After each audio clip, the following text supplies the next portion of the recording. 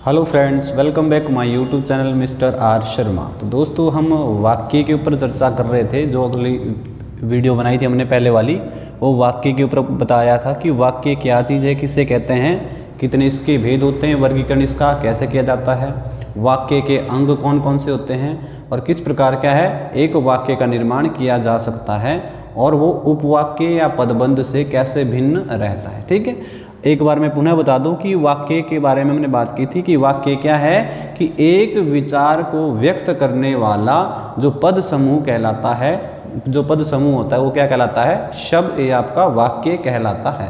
और इसके हमने अंग आपको बताए थे कि वाक्य के अंग या जो अव्यय हैं वो दो होते हैं। कौन कौन से बताए थे? एक उद्देश्य और एक विधेय के बारे में हमने बात की थी। ठीक है, वाक्य का जो वर्गीकरण है वो दो प्रकार से किया गया था। एक हमने किया था रचना के आधार पर, और दूसरा जो वर्गीकरण आज होगा वो होगा अर्थ के आधार पर। रचना के आधार पर वाक्य का वर्गीकरण तीन प्रकार से किया था: सरल वाक्य, संयुक्त वाक्य और मिश्र वाक्य। सरल वाक्य में हमने चर्चा की थी जिसमें एक उद्देश्य होता है और एक विधेय रहता है, उसे हम क्या कहते हैं, सरल वाक्य कहते हैं। दूसरा कौन सा था? संयुक्त वाक्य, जिसमें क्या होते हैं, दो सरल वाक्य आपस में जुड़ते हैं या फिर दो मिश्र वाक्य आपस में जुड़ते हैं, या फिर एक सरल वाक्य और एक मिश्र वाक्य आपस में जुड़ता है, या फिर यूं कहिए कि जिसमें दो स्वतंत्र उपवाक्य आपस में जुड़ते हैं। वो कौन सा था आपका? संयुक्त वाक्य कहलाया।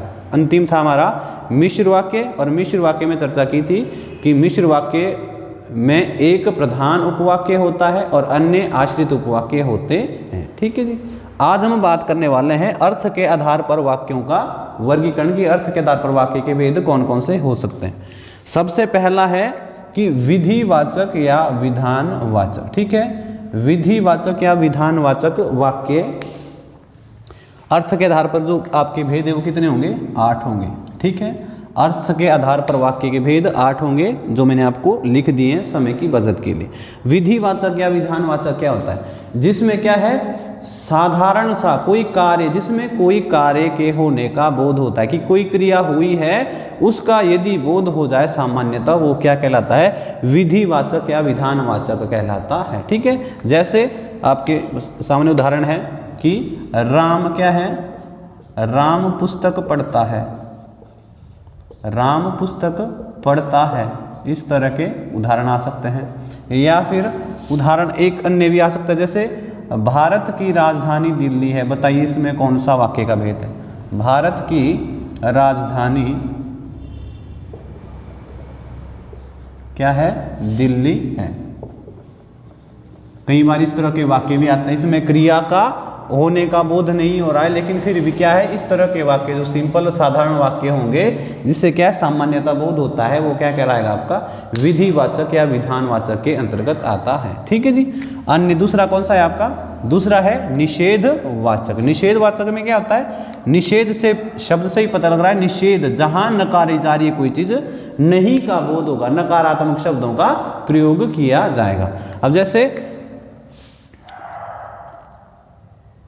आप कहेंगे कि राम विद्यालय, राम क्या है? विद्यालय नहीं गया, नहीं गया। ठीक है, सड़क पर मत खेलना। इस तरह के जहां पर या तो मत का प्रयोग होगा या नहीं का प्रयोग होगा। कौन सा?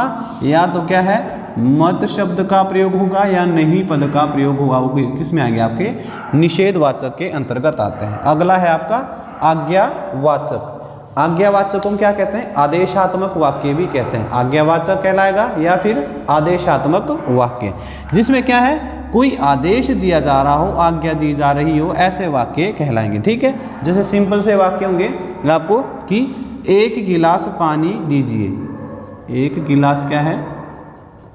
पानी दीजिए। ठीक है, इस तरह के जो वाक्य होंगे वो किस में आएंगे? आपके आज्ञावाचक में। आज्ञावाचक में और कौन कौन से आएंगे? इसमें आपके आदेश में एक तो आपकी कौन सी आएगी, जैसे आप किसी से रिक्वेस्ट कर रहे हैं वो भी आपका इसमें आएगा। परमिशन दे रहे हैं वो भी आपका आज्ञावाचक में आएगा। कोई परमिट की बात की जा रही है, उद्देश्य आपका, सॉरी उद्देश्य नहीं, जिसमें क्या है, पहली बात मैंने क्या बोली, अगर किसी को आप क्या है आदेश दे रहे हैं। दूसरी बात क्या बोली, अगर आप किसी से रिक्वेस्ट कर रहे हैं या किसी को आप ऑर्डर दे रहे हैं, इस तरह के वाक्य या किसी को आप क्या है उपदेश दे रहे हैं, इस तरह के वाक्य किस में आएंगे आपके आज्ञावाचक के अंतर्गत आते हैं। ठीक है, अगला है प्रश्नवाचक। ये तो बिल्कुल सिंपल है। प्रश्नवाचक क्या होगा कि जिसमें क्या है किसी से आप प्रश्न करते हैं कि हाँ जी आप कहाँ जा रहे हैं, आपका नाम क्या है, आपका शहर कौन सा है, आपके घर में कौन कौन है। बस ध्यान रखना है जहाँ प्रश्न पुटअप हो जाए वो कौन सा होगा आपका प्रश्नवाचक वाक्य होगा। ठीक है जी। अगला है संदेहवाचक। अब संदेहवाचक क्या होता है? संदेहवाचक होता है जहां पर क्या है शंका या संभावना हो जाए, किसी कार्य के लिए क्या हो जाए कोई शंका रह जाए या संभावना बनी रह जाए, वो किस में आएगा आपका संदेहवाचक में आएगा। ठीक है, जैसे हो सकता है आज वर्षा हो सकता है आज वर्षा हो, संभावना है। ठीक है, शायद आज परिणाम घोषित हो जाए, इस तरह के वाक्य जिसमें क्या है डाउट रह जाए, संदेह रह जाए, शंका बनी रहे, वो किस में आएंगे आपके संदेहवाचक में आएंगे। अगला कौन सा है इच्छावाचक। इच्छावाचक वाक्य क्या है और यहाँ से प्रश्न आता भी है। इच्छावाचक वाक्य क्या होता है? जहां पर क्या है कोई शुभकामनाएं, आप किसी को शुभकामनाएं देते हैं, विश करते हैं हाँ जी आपको जन्मदिन की हार्दिक शुभकामनाएं। ठीक है, आपको क्या है सालगिरह की शुभकामनाएं, जहां आप किसी को शुभकामनाएं दे रहे हैं, आशीर्वाद दे रहे हैं। ठीक है, कि आपकी यात्रा मंगलमय हो, बसों में लिखा होता है कि हाँ जी आपकी यात्रा मंगलमय हो। तो इस तरह के पद भी किस में आएंगे आपके इच्छावाचक के अंतर्गत आएंगे कि जहां आप क्या है किसी को आदेश नहीं, जिसमें आप क्या है किसी को आशीर्वाद दे रहे हैं। ठीक है, या आप क्या है किसी को शुभकामनाएं दे रहे हैं, या अन्य चीज और क्या आ सकती है इसमें, जैसे आपका एक तो हो गया जिसमें आप किसी से क्या कर रहे हैं आशीर्वाद। हाँ, जो आपके नकारात्मक में आता है, नकारात्मक में जैसे किसी आप किसको श्राप देते हैं, जो आपके कहा जाता है कि अगर आप कहें नकारात्मक शब्दों में, या किसी को आप गालियां दे रहे हैं या श्राप दे रहे हैं, अभिशाप दे रहे हैं, तो इस तरह के वाक्य भी किस में आएंगे आपके इच्छावाचक के अंतर्गत आएंगे कि आपकी यात्रा मंगलमय हो। अगर हम सकारात्मक शब्दों की बात करते हैं मुख्य रूप से, हाँ जी आपकी यात्रा मंगलमय हो, जन्मदिन की हार्दिक शुभकामनाएं, इस तरह की चीजें आपकी इच्छावाचक के अंतर्गत आएगी। अगला है सबसे महत्वपूर्ण है अगर अर्थ के आधार पर कोई, तो है आपका संकेतवाचक।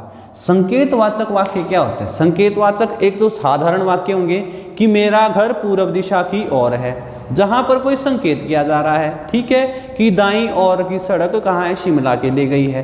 तो इस तरह के वाक्य सीधे अगर तो क्या है संकेत किया जा रहा है, ये तो सबको समझ आ जाएगा, इसमें संकेतवाचक होते हैं। और कौन से वाक्य आते हैं इसके अंतर्गत?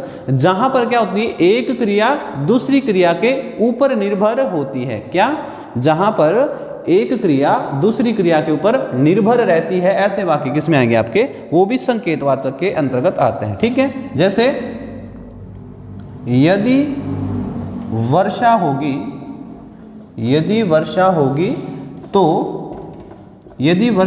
तो क्या है फसल अच्छी होगी, तो क्या है फसल अच्छी होगी। यदि वर्षा होगी तो क्या है फसल अच्छी होगी। इसमें क्या है अब एक क्रिया दूसरी क्रिया पर निर्भर है। यदि वर्षा होगी तभी फसल क्या है अच्छी होनी है, अन्यथा नहीं होनी है। जहां पर एक क्रिया दूसरी क्रिया के ऊपर निर्भर है। यदि पढ़ा होता तो पास हो जाते, यदि बुलाया होता तो अवश्य आता। ठीक है, पानी होता तो वो प्यास से ना मरता। इस तरह के वाक्य आपके किसमें आएंगे संकेतवाचक के अंतर्गत आएंगे।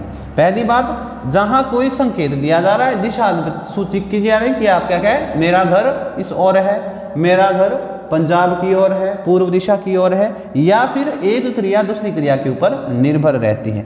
अंतिम है आपका विस्मयवाचक वाक्य। ठीक है, विस्मयवाचक वाक्य जिसमें क्या है आपका विस्मयादि बोधक चिन्ह लगा होता है। ठीक है, अब विस्मयादि बोधक क्या होता है?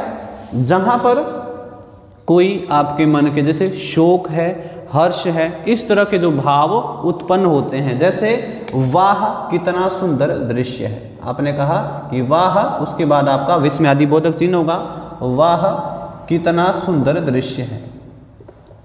ठीक है जी, कितना सुंदर दृश्य है।